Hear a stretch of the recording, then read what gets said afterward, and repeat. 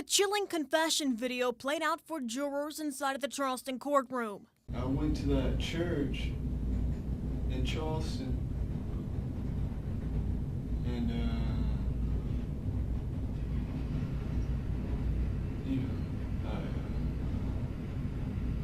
I did it. Although there's a recording of Dylann Roof admitting guilt, Attorney Bill Nettles, who was once the US Attorney over the case, says prosecutors still had to build their case and present evidence to get through this first guilt step of the trial. Under the federal system, if you want a sentencing hearing, you have to go through the first phase.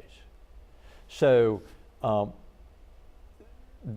that's what he's got to do in order to get the place where there's really some disagreement. Now the jury will decide Roof's punishment. Will he be sentenced to death or live the rest of his life behind bars? Nettles says we can expect prosecutors to try to further their case that what happened was evil and that the defense attorneys would typically bring up the defendant's mental health during this phase. The defense will be in a position that they'll be allowed to put in mitigating evidence. In other words, I mean, there's no excuse for what happened by any stretch of imagination, but they can help to put in, they can be allowed to put in evidence to allow them to, hopefully, their hope is to mitigate what happened. But all bets are off. Since Roof still plans to represent himself, it leaves a big question mark on what will happen. Will he call any witnesses or present any evidence? I don't know what's going on between Dylann Roof and his lawyer, but, you know, if Dylann Roof has decided that he doesn't want that evidence put in, that is one explanation for possibly why he wants to represent himself.